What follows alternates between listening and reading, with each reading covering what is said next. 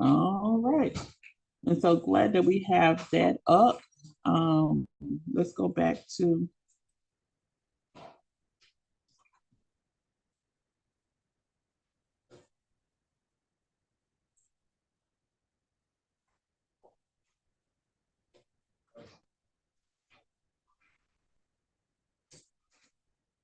all right. I hope you were able to navigate here. One of your first lessons, of course, um, we had another emergency, but we had inspectors come in into the building and they have to return. So as soon as we finish this class, I'm going to be going, making sure everything is in place. They check one part, they got to check the second part. And we should be cleared by tomorrow afternoon, and class will follow suit as always. Okay. And so let's look at your lash extension course. Just looking over into chapter 1. Okay.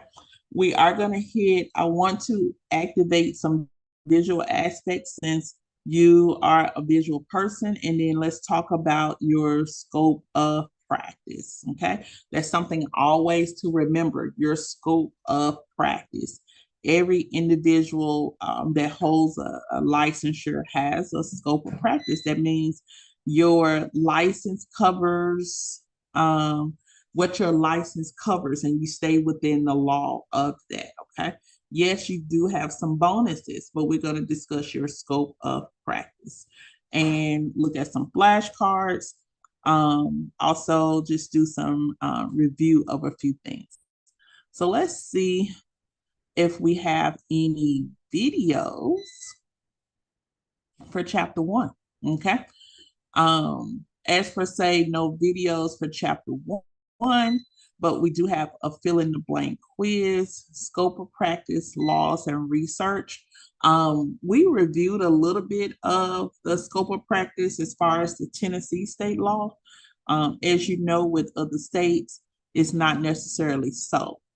Okay, let's look at a few slides.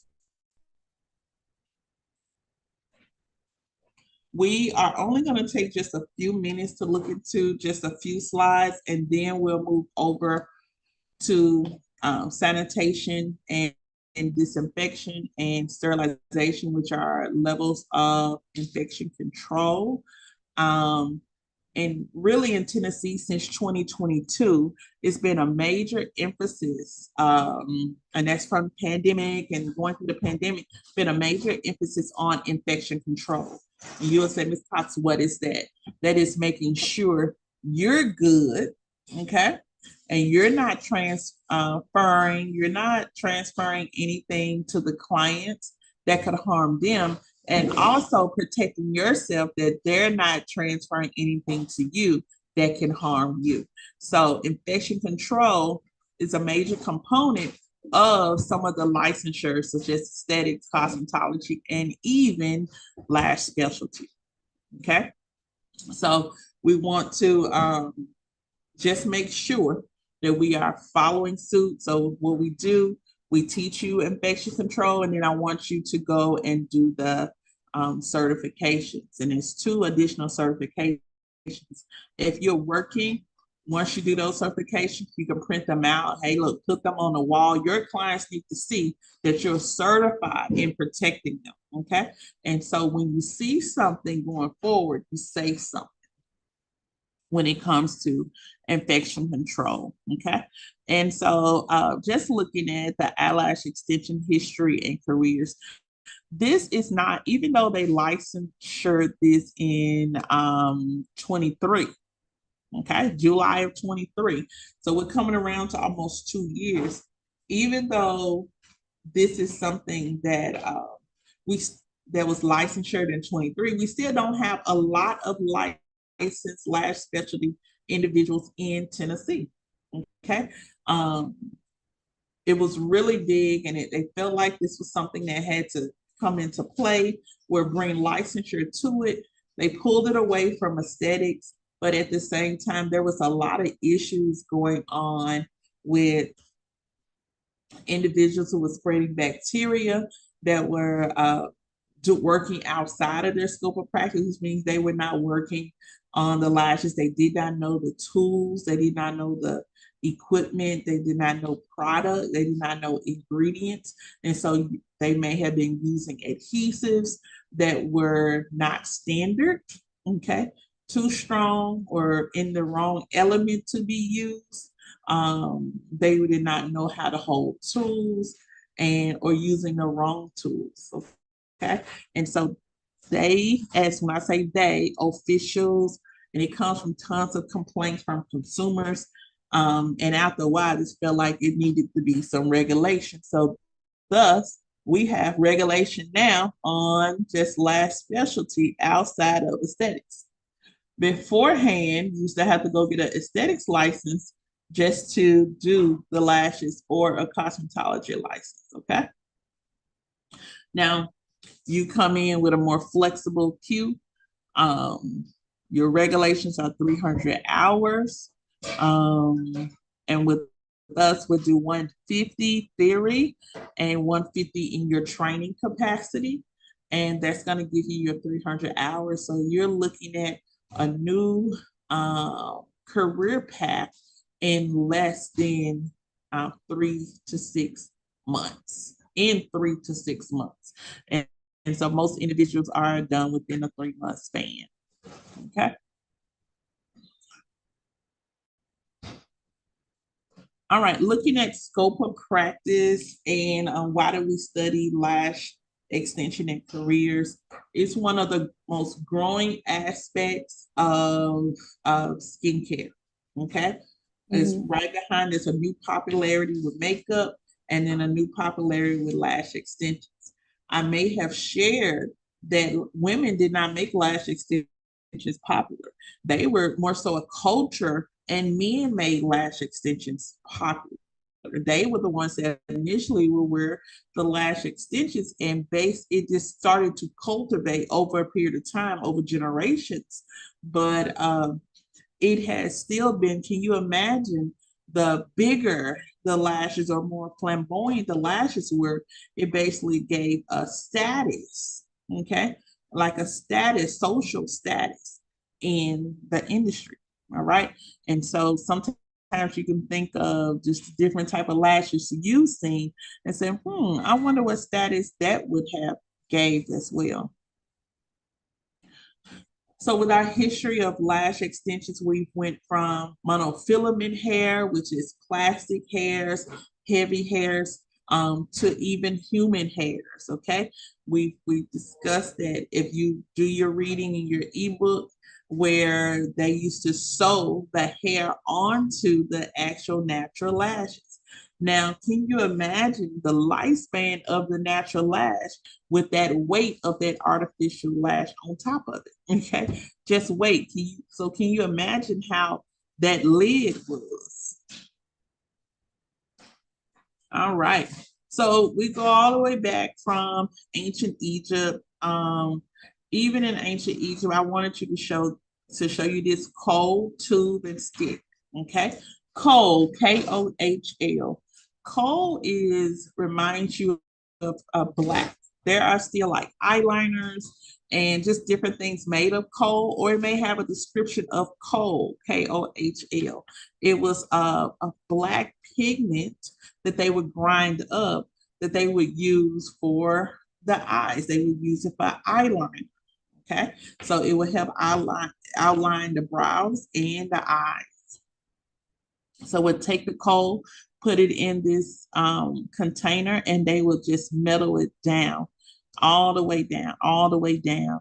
Maybe add a little water to it, and you can make the same thing. They also use it for mascara as well. You can take like activated charcoal with a little petroleum jelly and just kind of mix it up. And that would give you a nice mascara as well.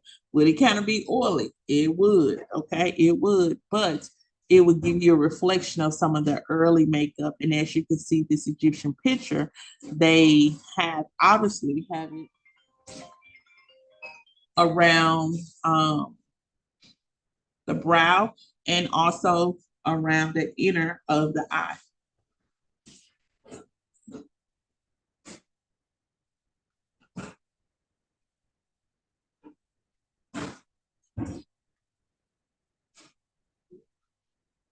Okay. And even in looking at some early beginnings, we know that beauty has been cultivated before they even got to the U.S., before that ever was the U.S. Europe will always say they cultivated beauty. We can find different things from the European aspect and then come back around and see how we have taken it and just matured it throughout each generation. I do want to share this, even when we talk about early beginnings, the Victorian and Elizabeth era.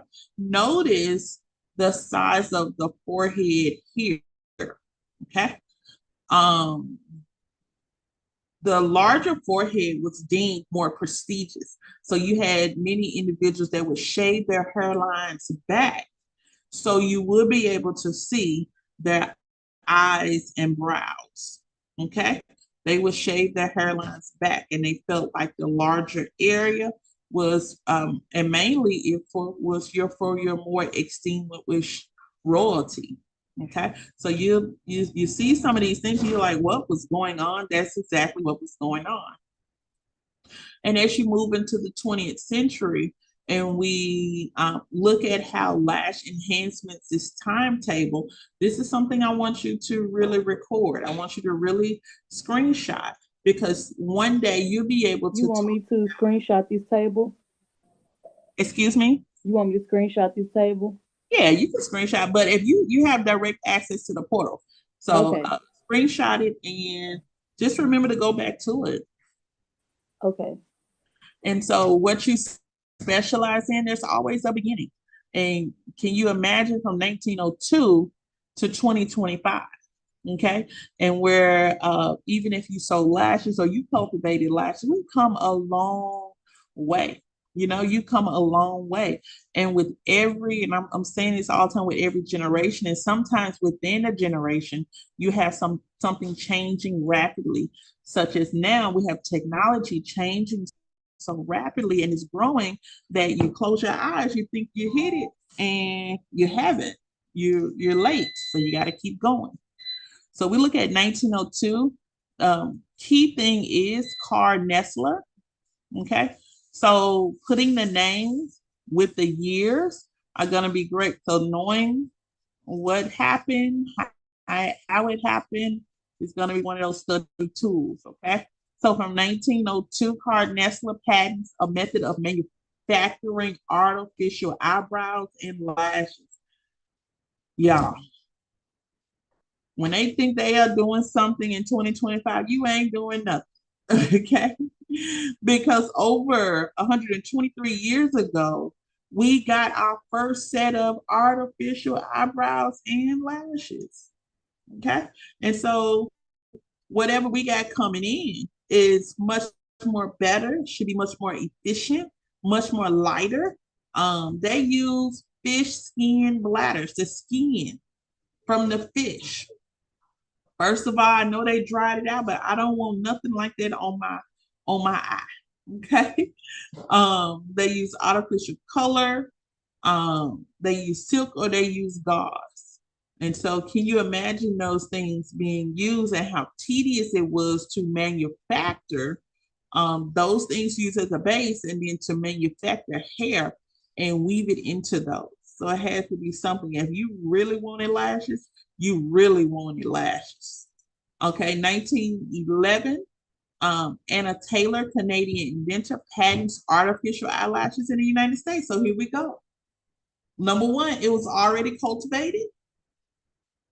And then we take it and we start cultivating it even more.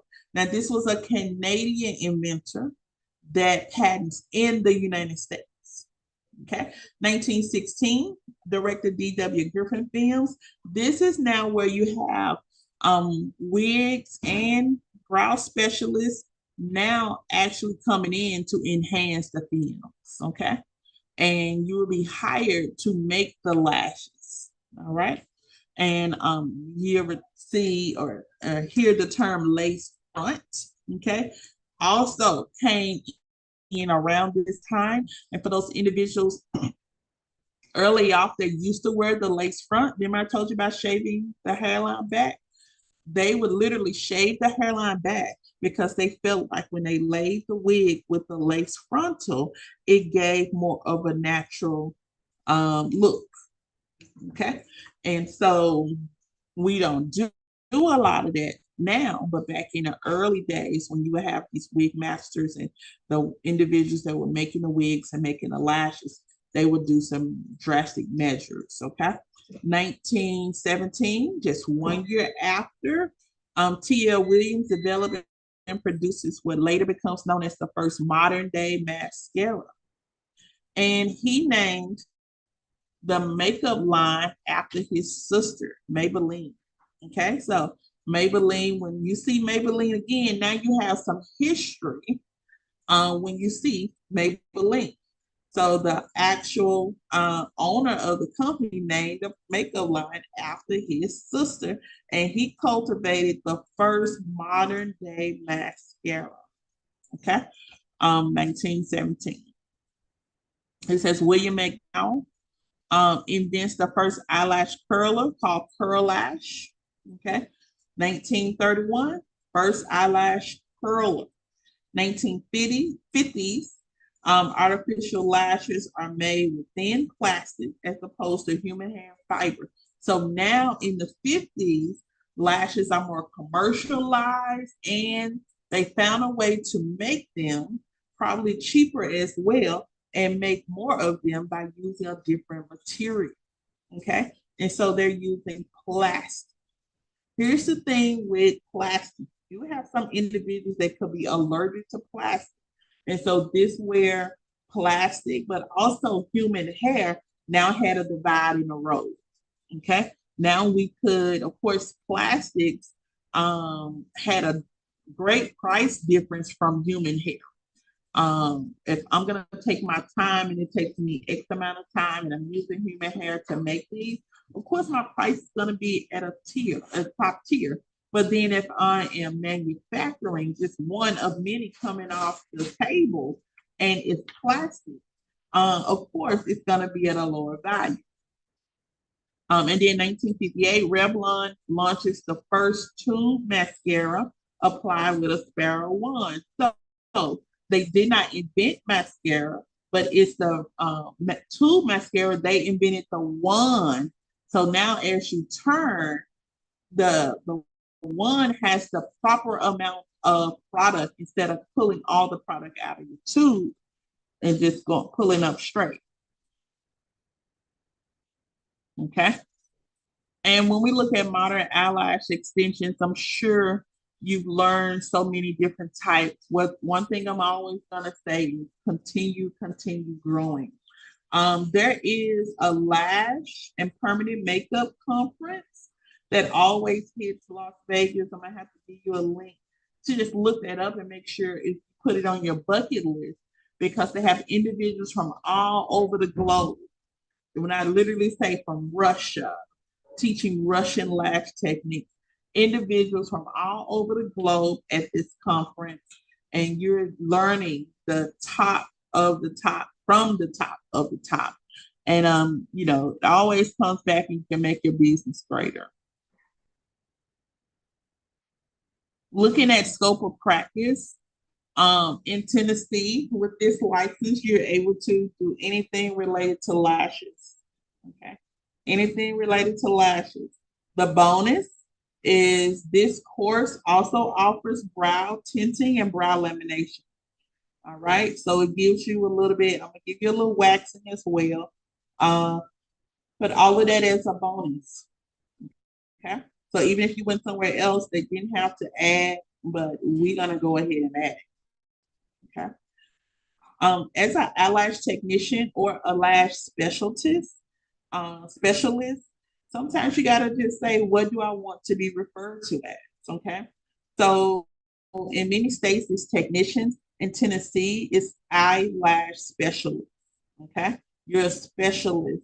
If you want to say eyelash tech, hey, go for it. But Tennessee recognizes in the law of eyelash specialist.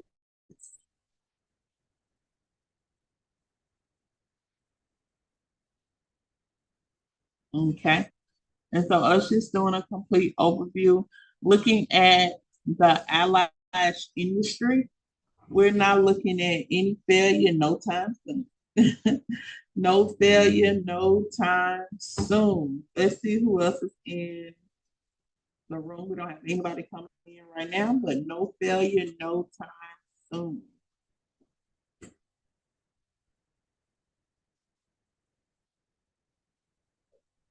All right. And then, of course, I want you to go in and look at your story time. I want to use the second part of our class to go into sanitation. So let me stop share on this.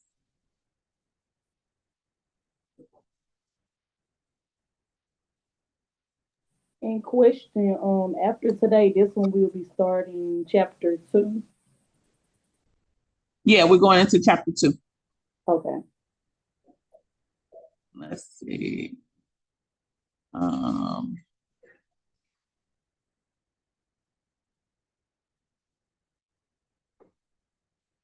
I'm gonna log back in really quick. So Thursday will be on chapter 2.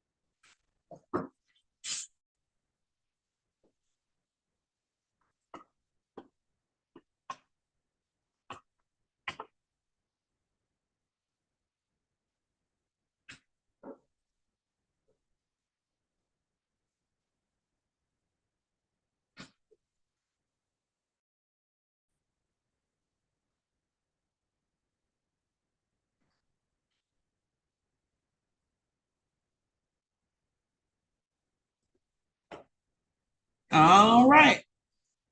So I'm going to put this website in the link, and it is barbicide.com. I'm gonna put it in the chat, okay? Okay.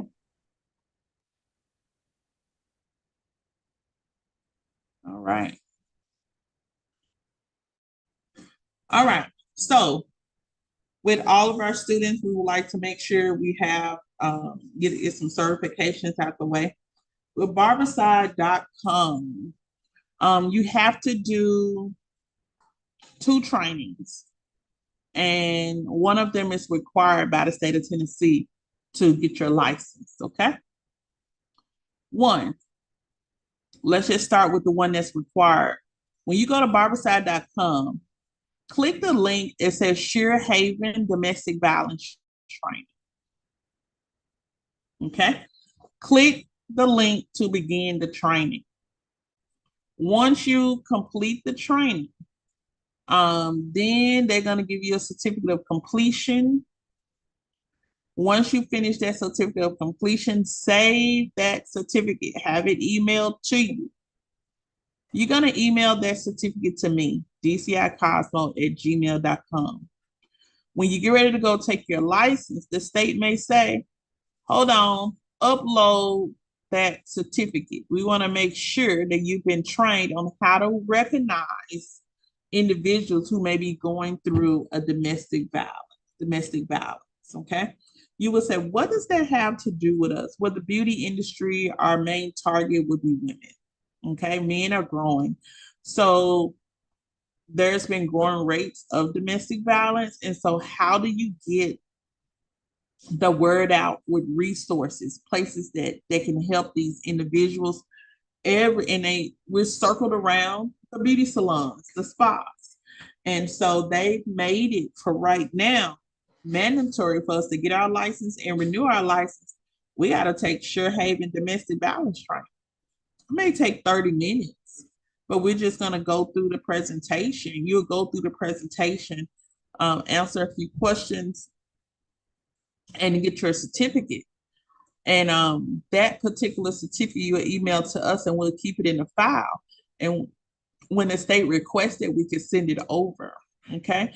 Every other year, I heard that they were going to continue to do this, but every other year that you renew your license, you will need to be recertified.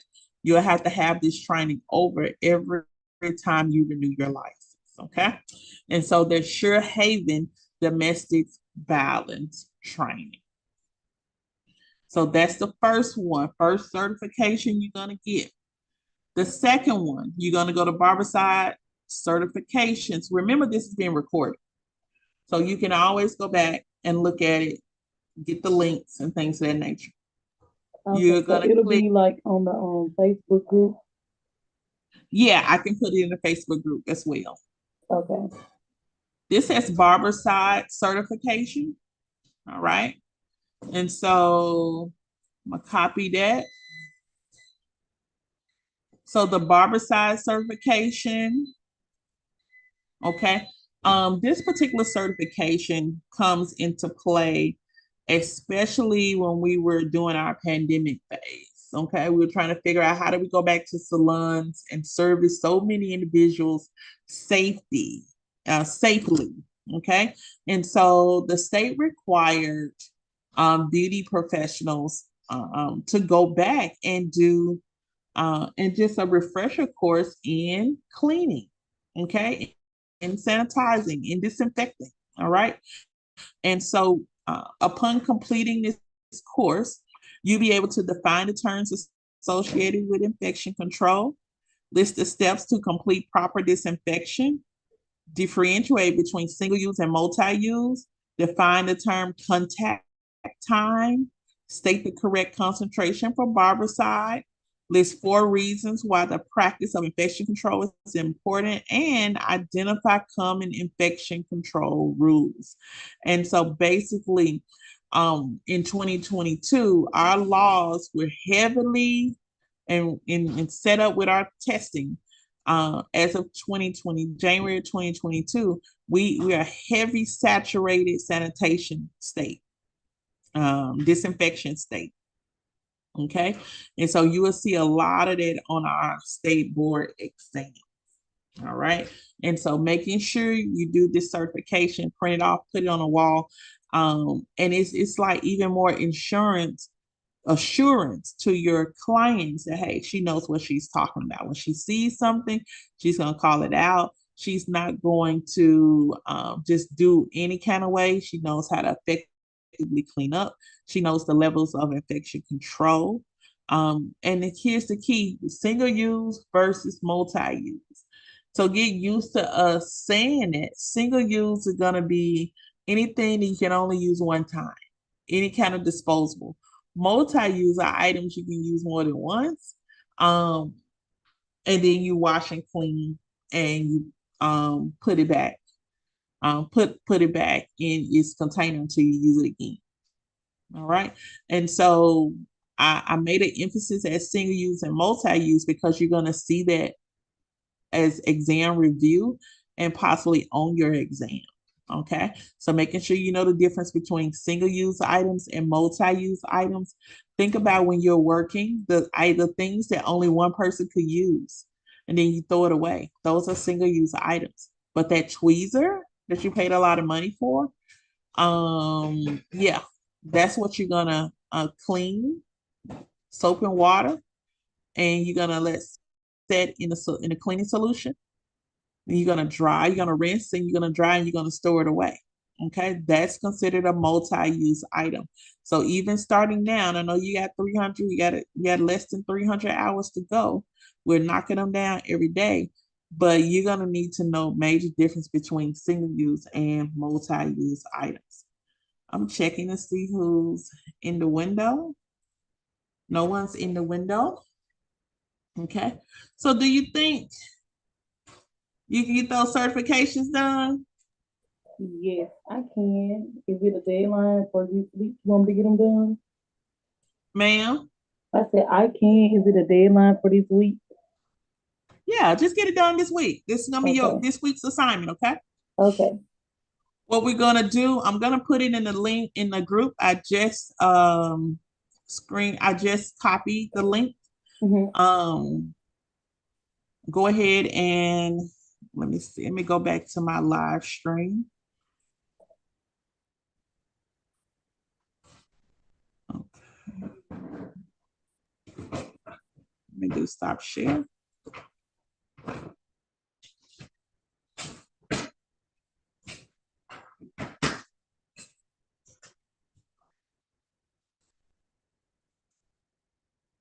All right. So yes, you just need to do those 2 certifications and then email them to me. When we come back on Thursday, well, also I would like you to just go into chapter 1 and practice that exam. Okay. When we come back on Thursday, we're going to walk through that exam and then go into chapter 2. All right. And so we're going to knock that Okay. out this week. You're going to have both of your certifications this week, and we can print those and put them on the wall. Okay, question. So are Mhm. you saying the exam, do you want me to do the quizzes and the exams that is shown in chapter 1? The quiz, Like it has like little small quizzes like on there too, or just yeah, the big exam? those Because are I just think, in preparation for right now. Chapter 1 is, I just want you to study that, go through the exam, okay, go through the exam, and it should be a short exam, and then do your certifications. Okay. Well, when okay. I come back on Thursday morning, we're going to go through the exam for a grade, Mm-hmm. and then we'll go into chapter 2. And I'll Okay, let you know what are your assignments for chapter 2. Okay. okay.